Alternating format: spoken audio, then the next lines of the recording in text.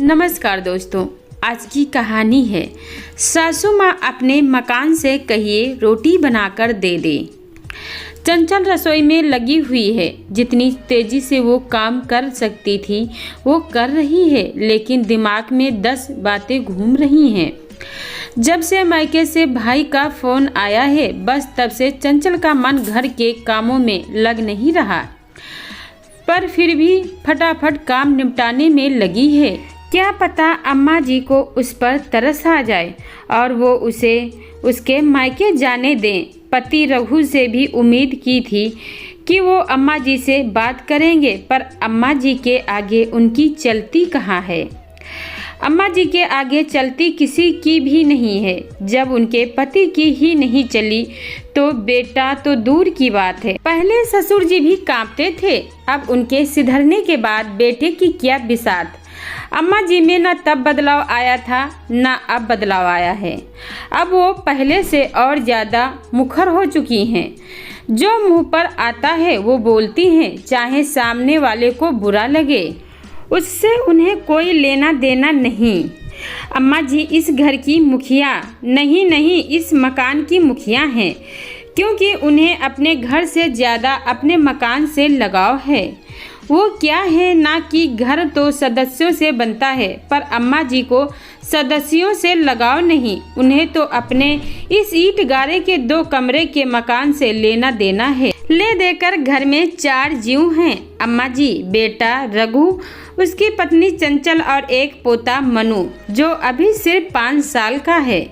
बेटा बहू उनकी सेवा में कोई कमी नहीं छोड़ते, लेकिन उसके बावजूद वो ताने देने में कोई कसर नहीं छोड़ती। उन्हें लगता है कि ये लोग उनकी सेवा भी सिर्फ मकान के लिए कर रहे हैं। अगर कोई उनके मुंह पर तारीफ कर दे कि आपके बेटे बहुत बड़े अच्छे हैं जो इतनी सेवा करते हैं, तो अम्मा जी मुंह पर जवाब देती हैं, अरे मेरी सेवा तो मेरा मकान करता है, वरना आजकल कौन सा बेटा बहू सेवा करते हैं। चंचल और रघु दोनों का ही सुनकर दिमाग खराब हो जाता, लेकिन फिर सोचते कि माँ ही तो है, भला माँ से कैसी नाराजगी। लेकिन आज सुबह चंचल के छोटे भाई का फोन आया कि उसकी माँ की तबीयत अचानक खराब हो गई है। माँ अभी हॉस्पिटल में है और चंचल को ही याद कर रही है। रघु ने जब दोबारा फोन करके पूछा तो चंचल के पापा ने कहा, अभी स्थिति नियंत्रण में है, पर फिर भी आप चंचल को भेज दीजिए। कुछ दिन रुककर वो थोड़ा अपनी माँ को संभाल लेगी। रघु ने फटाफट जाकर अम्मा जी से पूछा, अम्मा जी, चंचल की माँ की तबीयत खराब है, वो हॉस्पिटल में है, तो मैं चंचल को उसके मायके छोड़ आता हूँ। उसकी बात सुनकर अम्मा जी ने एक बार तो रघु को ऊपर से नीचे तक घूरा, फिर कहा, पूछ रहा है या बता रहा है। उनकी बात सुनते ही रघु सकपका गया, फिर खुद को संभालते हुए बोला, अम्मा पूछ रहा हूँ, आप कहें तो मैं चंचल को उसके मायके छोड़ आऊँ। अब उसकी माँ की तबीयत खराब है तो घर में एक औरत का होना जरूरी है, और आप तो जानते हो उसका भाई तो अभी छोटा है, उसकी शादी भी नहीं हुई। ऐसे में चंचल सब कुछ संभाल लेगी। अच्छा, और अपने घर का क्या? यहाँ काम करने के लिए कौन से नौकर चाकर लगे हैं, बताइएगा मुझे। अम्मा अभी भी रघु को घूरते हुए अपनी बात कहे जा रही थी, पर अम्मा ऐसे में चंचल का वहाँ होना जरूरी है ना। रघु ने फिर एक बार कोशिश की, हाँ तो उसकी माँ के लिए मैं नौकरानी बन जाऊँ, कोई ज़रूरत नहीं है जाने की। उससे कहो घर का काम करे, घर संभाले, ये खुद का तो घर नहीं संभालना आता है, इससे मायके का घर संभालेगी।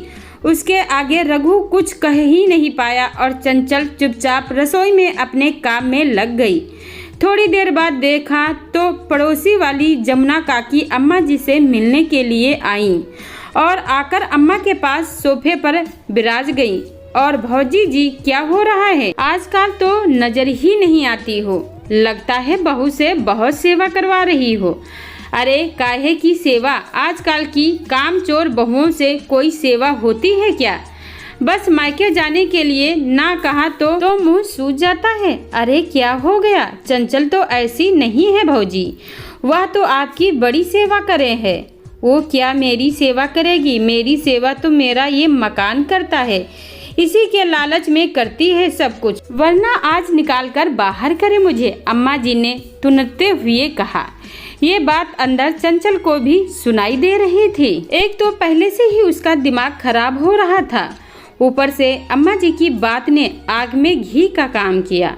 चंचल सीधे अपने कमरे में गई और जाकर सामान पैक करने लगी। थोड़ी देर बाद जब जमुना काकी अपने घर चली गईं, तो चंचल अपने सामान के साथ बाहर आई। उसे देखते ही अम्मा जी उसे डांटते हुए बोली, कहाँ जा रही है तू? अभी सुबह तो मना किया था तुझे। अम्मा जी, मैं अपनी माँ के पास जा रही हूँ, अपने मायके। मेरी माँ को, मेरे पापा को मेरी जरूरत है। मायके जाने से पहले याद रख, तू इस घर की बहू है। इस घर का काम कौन करेगा? रोटी कौन तैयार करेगा? चंचल अम्मा जी की तरफ मुड़कर मुस्कुराई और बोली, अम्मा जी, आपने मकान से कहिए रोटी बनाकर दे दे। वैसे भी आपकी सेवा हम नहीं, ये मकान करता है, तो अपने सारे काम इसी से करवा लीजिए। अम्मा जी ने गुस्से से राघव की तरफ देखा तो राघव ने चंचल की तरफ देखा। राघव के कुछ कहने से पहले ही चंचल ने कहा, जी, लेकिन मैं सिर्फ आपकी पत्नी ही नहीं, किसी की बेटी भी हूँ। आखिर रघु कुछ ना कह पाया और चंचल अपने बेटे मनु के साथ मायके के लिए रवाना हो गई। अम्मा जी गुस्से में राघव को बोली, तू रोक नहीं सकता अपनी पत्नी को? कैसे जवाब देकर चली गई। यही सिखाया है उसके माँ बाप ने। माफ करना अम्मा, ये उसके माँ बाप ने नहीं सिखाया, ये तुमने सिखाया है। और वैसे भी कुछ गलत नहीं कहा उसने। तुम ही तो कहती थी कि तुम्हारा मकान तुम्हारी सेवा करता है, तो अब करवा लो अपने मकान से सेवा। अगर यही सब चलता रहा तो मुझे भी अपने परिवार के लिए कुछ सोचना पड़ेगा, कहकर रघु चुपचाप अपने कमरे में चला गया। पीछे अम्मा जी हाथ मलती रह गईं। दोस्तों, ये छोटी सी कहानी पे आपकी क्या राय है, कमेंट करके जरूर बताइएगा। और कहानी पसंद आई हो तो वीडियो को लाइक शेयर करें, चैनल को सब्सक्राइब करें। वीडियो को पूरा देखने के लिए बहुत बहुत धन्यवाद दोस्तों।